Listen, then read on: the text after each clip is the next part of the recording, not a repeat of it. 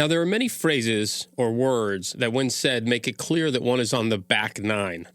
One of those tells often relates to this podcast when Josh and I tell someone we are taping a show. Taping ended over 20 years ago with the introduction of digital recording. So while on the front nine we would have been taping this show, on the back nine we are recording, and we sure hope you enjoy this digital recording of the Back Nine podcast. This is the Back Nine with Dennis Williams and Josh Mora.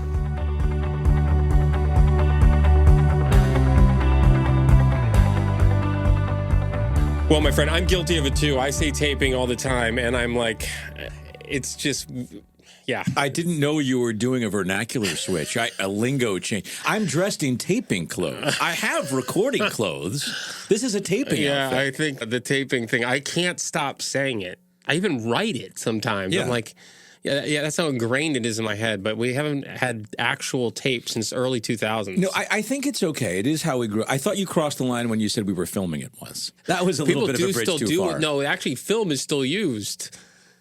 Not for this. No, but film. But I don't think digital. anybody tapes anything anymore. You're probably right. But for our purposes and for our audience, maybe it's still familiar. What's not familiar to me is you have a new piece of headgear. I'm going to describe it for those who are only listening. It is a white baseball cap with a dark brown cowboy outlined in yellow. And then on the side, what is this, a J1-7? Yeah. So I'm guessing Wyoming, 17, you're a Buffalo Bills fan. It's got to be a Josh Allen hat, yes? It sort of is, but here's what the other crazy irony of this. My high school, the Harwich Rough Riders, had the identical logo. Is that right? Of the Wyoming Cowboys. This is the exact same Harwich Rough Riders logo. And same colors? No, we were blue and gold. They are brown and gold. Okay, yeah. But so not the same colors. But yes, I bought this because I knew it was similar. And then when I got it, I said, wow, because of Josh Allen. Everybody knows I'm a Bills fan. But it was just crazy that it was the same logo. But it doesn't even exist anymore. Harwich High School merged with Chatham, and they are now called Monomoy Sharks. So Rough Riders now are a... Were there a lot of Rough Riders in eastern Massachusetts? Probably not.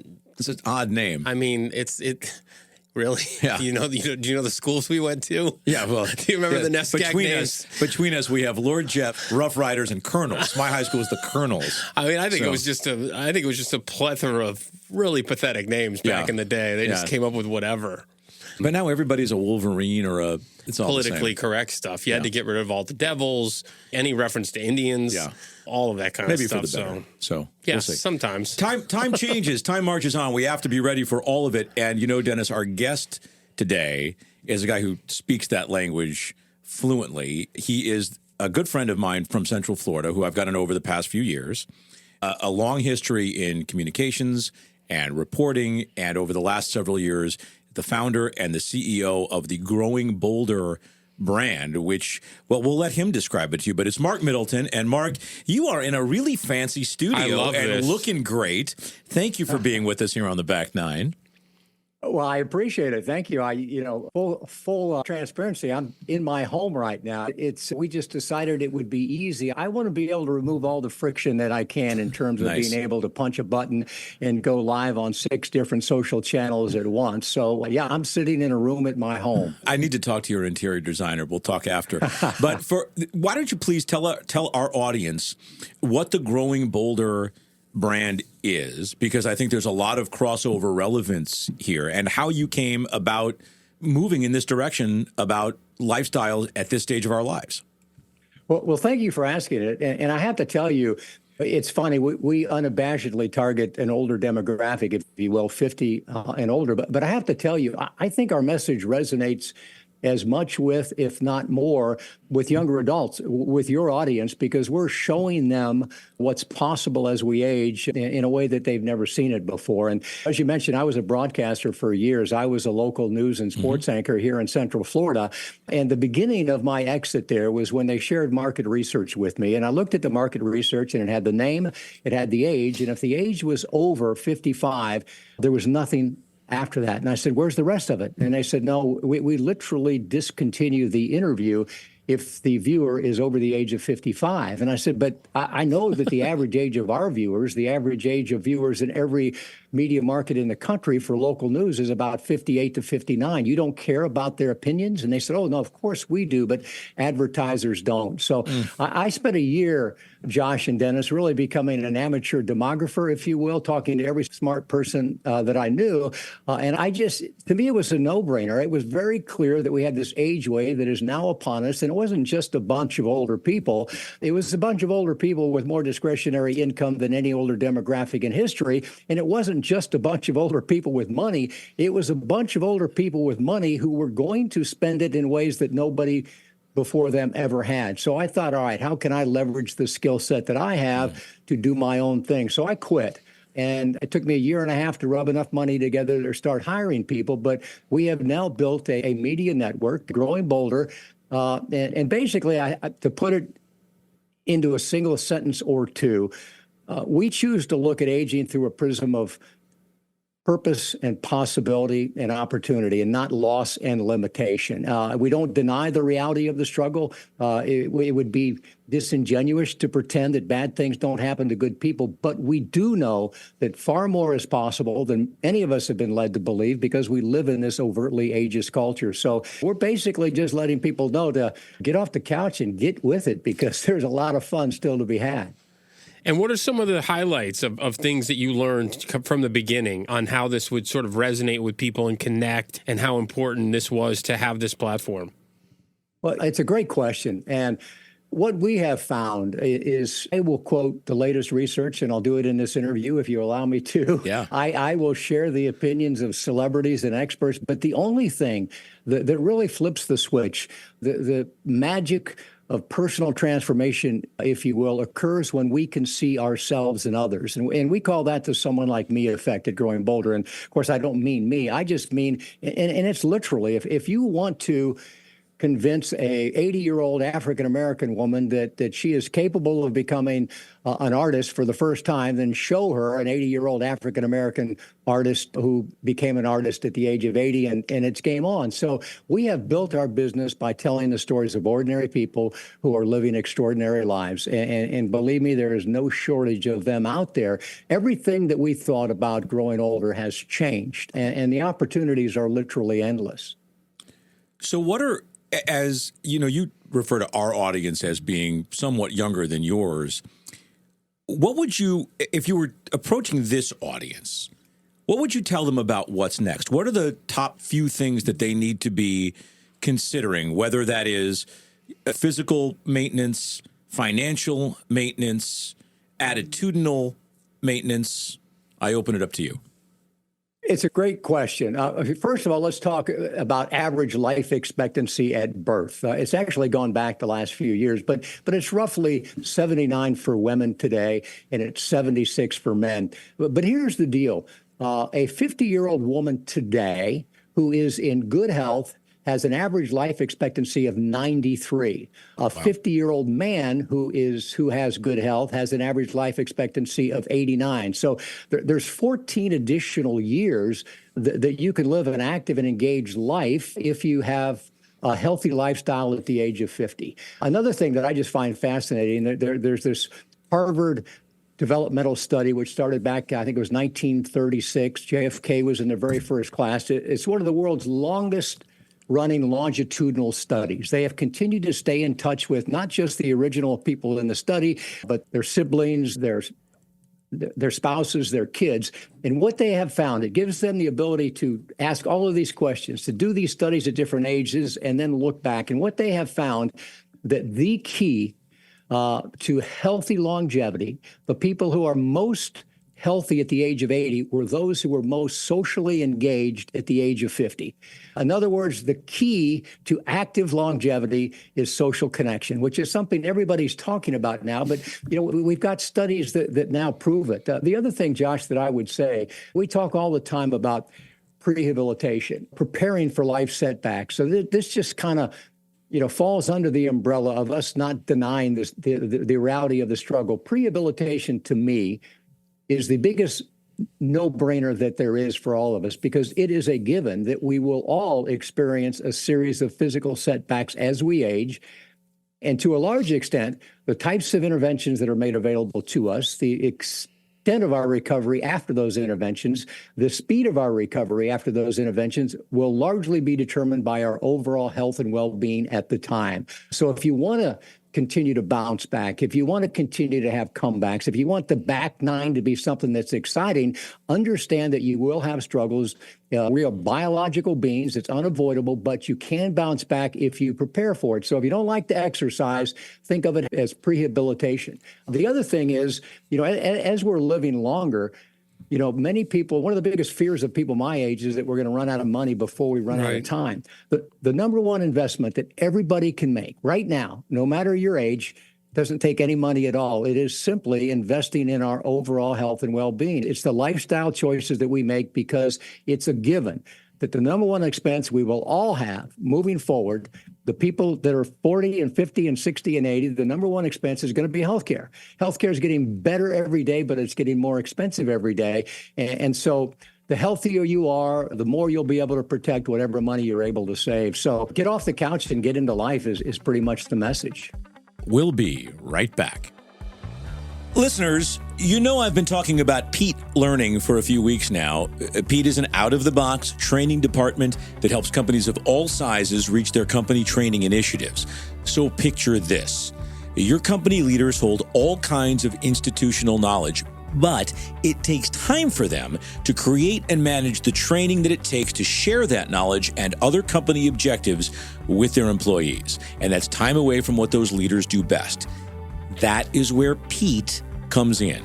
Pete uses artificial intelligence, AI, to create robust, threaded training curriculum quickly and inexpensively. Put simply, Pete is an indispensable partner for any growing company. It is win-win at every level. So visit Pete Learning at pete.com. That is PETE.com. If you need a benefit auctioneer for your next fundraising gala, hire Eric Goodman, who's broken fundraising records all over the country. Josh and I have known Eric for over 30 years, and he's one of the most passionate, energetic, and hardworking people we know. Eric's consulting strategies and successful fundraising techniques is why he raised $1 million in 10 minutes at a recent event. Visit yourfundraisingteam.com to see a video of his work, testimonials, and then book with Eric today so your nonprofit can have a record-breaking night. All right, back to the show. That's terrific. That's terrific. You do spend a lot of time. So we're in Florida, and most people around, especially in the Northeast, know about the Villages. It's a community, huge community of people that are technically 55 plus, but I think they skew a little older than that. But it's a 55 plus community. And it's a pretty special place in terms of like what they've been able to do. And you talk about creating community of people that play pickleball and golf and stay active and keep their brains active. And you talk about social, they're so social. Is that like a little bit of a microcosm of what you just talked about? Yeah, it really is. I think one of the other things, and I could list 20 of them if we had time, but one of the other keys to successful aging, if you will, is passion. And the thing about the Villages that makes it unique and different to me is that there are over 3,000 clubs. It does not make any difference what your interest is. There is a club of like-minded people in the Villages, and if there's not, they will give you whatever tools you need to start the club. They'll give you a space to have it. So shared purposes are the things that fuel the life force as we get older. Beyond a certain point, what we have found, and I think that, and prove me wrong, I think Growing Boulder has interviewed more active centenarians than any media company in the world. And if they're active, we want to find out why. And what keeps them going is purpose. Most active centenarians still have a to-do list. And it's probably not like ours. It may be feed the cat and call my grandkids. But it's purpose that keeps us going. And shared passions give people a purpose. So that's the thing with the Villages. You don't have to, you just show up at a rec center and there's 20 things going on right then that you can get involved in. So, yeah, I agree, Dennis. It's a cool and a different kind of a place. Well, and I think there's I think the point is there's a lot of those types of communities, too, across the country, right? 55 plus, there's a lot of people that find their community that fits them. I did want to ask you one more question. How much do you dig into diet when you're talking about what people need to do? You said exercise. You said moving your body. How much time is spent when you talk about living, extending your life with what people consume? I almost always ask it. We are the one and only official media partner of the National Senior Games, whatever's that worth. And I told the National Senior Games, 100,000 athletes, I do not care who gets first, second, or third. We're not going to show up to report results. We're going to show up because the National Senior Games is filled with not just former Olympic athletes, but weekend warriors who never started doing anything until they were 60 or 70, and they're coming back from some sort of setback. So I always ask them, what's the key and what is your diet, especially when it's an athlete? And the answers are all pretty similar. Everybody, more and more people are gravitating toward plant-based diets, eating more and more fresh fruits and fresh vegetables. People are taking supplements. So the supplement industry is exploding right now. People in 40s and 50s are kind of trying to take it as preventative. People in my age group are trying to take it to treat whatever they've got. So we talk a lot about what they eat, how they train, what they drink, and it's largely plant-based diets to the extent that they're able to do it. By the way, Mark, Dennis asked that question because he just inhaled 3 pieces of pizza before we stepped in here. Easy. Yeah, that might not be true. It might also be true. It's not true. But with Growing Bolder, too, it's not just about the advice that you dole out. You have a television channel that's coming out and has launched, or that's moving now, and you have interviews with other people who we know who have been celebrities who are now moving into this tier of life. What's some of the feedback that they offer, and the consumers of the Growing Bolder brand? How do they access, not just literally how do they find you, but when they get there, what do they experience?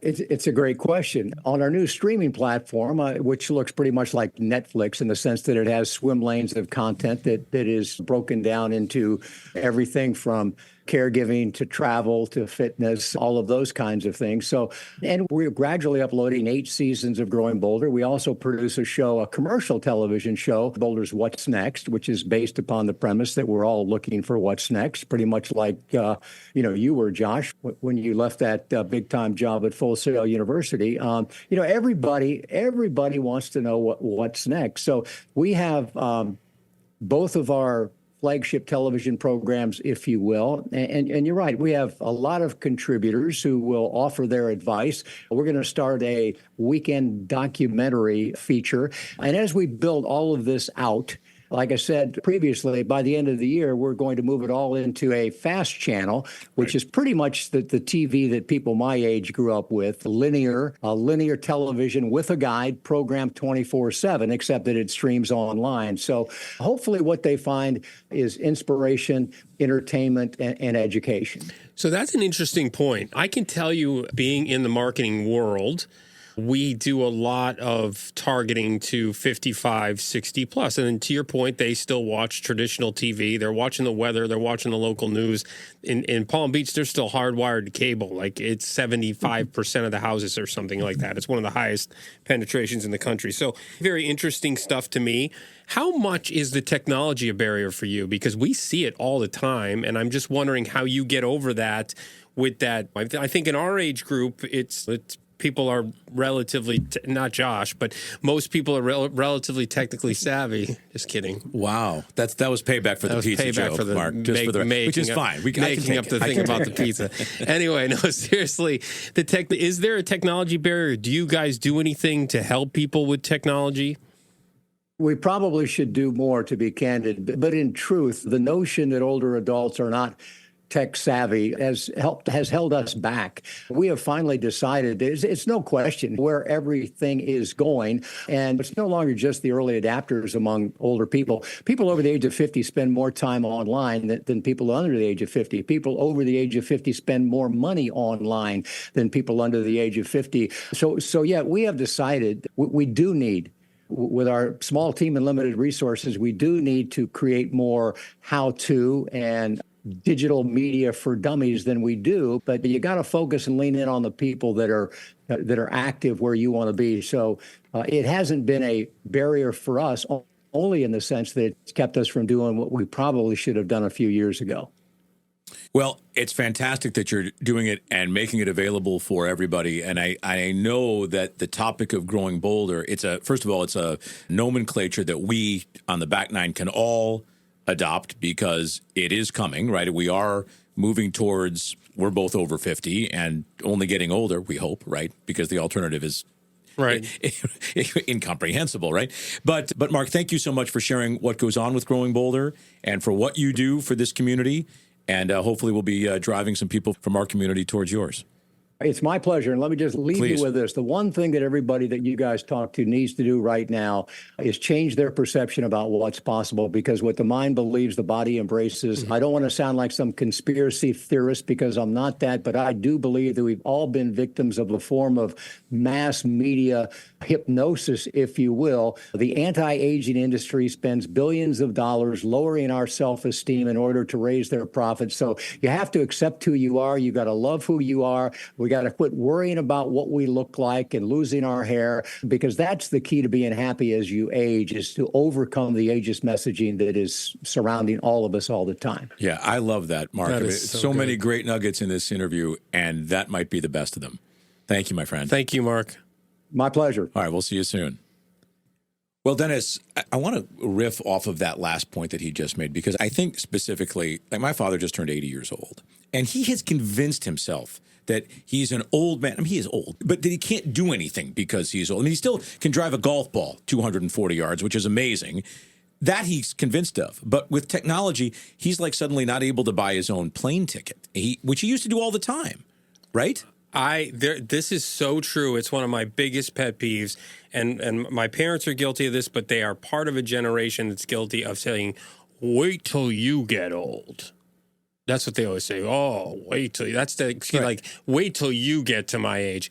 You know what I mean? Like it's some sort of grandiose excuse to not move your body. I get. Well, you have to move your body, or to not embrace the idea that you can still learn. I mean, Yes, right? you're not done. You're not right. done. Not at all. And this is. I mean, that's a simple thing.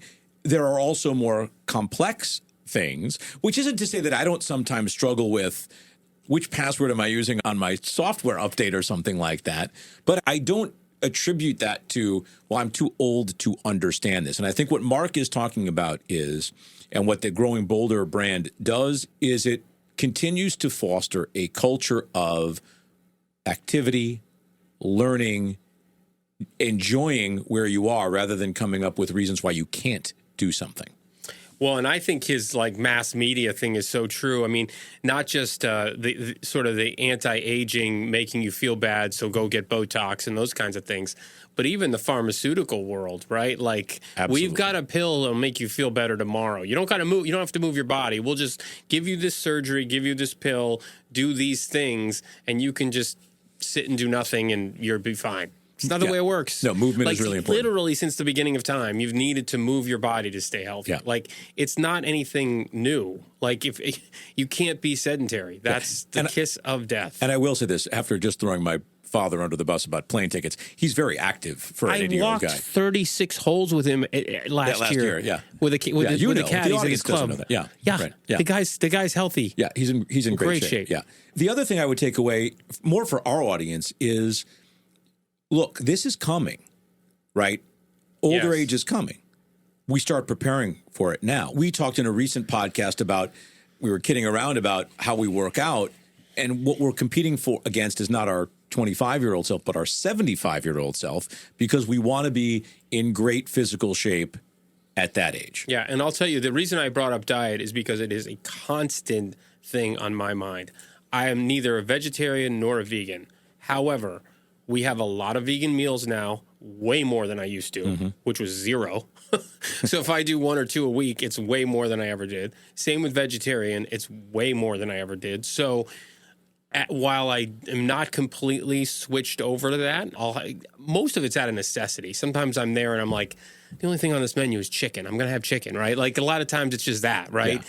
But it's also way more of just being literally conscious of everything you consume, everything you put in your body. I'm way more conscious of that than I ever have been. Yeah, I think we need to be. We need to be conscious of the fact that even if we're in great health now, it's important to keep building that bank of reserve so that when we have physical maladies, we can have them less frequently, and that we can recover from them more quickly than we could if we were not in good physical, dietary, all hydration shape. And one of the things he said that we shouldn't bury either, he said that social people at 50 live longer. Yes. And I just want everybody out there to know, and thank you for joining this show, that we are trying to create a community here. That's what we're trying to do. We're trying to create a community that is like-minded people that want to share different stories, different lifestyle things, and all of that on the back nine. Yeah, so that will be something that we'll explore with future guests, what they're doing at this age to stay communicative, to stay social, to stay active. I'm going to go out and eat the salad that's waiting for me because I ordered better than you do. We're going to thank, it's totally not true. It's all a joke.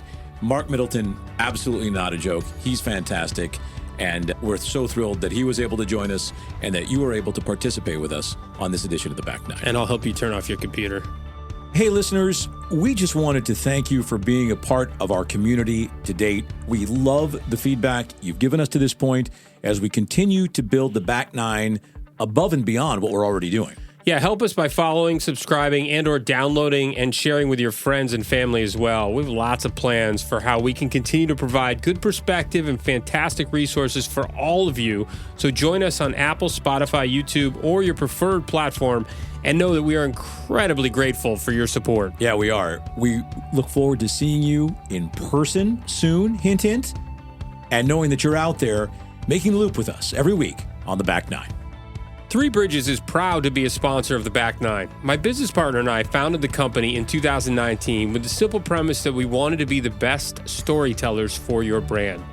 Let's be real here. We say bring your brand to life because if you don't have video, your brand is either dead or dying. We recently completed a project with a huge resort out in Colorado Springs called Garden of the Gods. We produced multiple videos that I am personally very proud of, and more importantly, they are thrilled with them. If you want to see our work, check out 3 Bridges Consulting on our YouTube page. That's the number 3 Bridges Consulting on YouTube, and see how we can breathe life into your brand.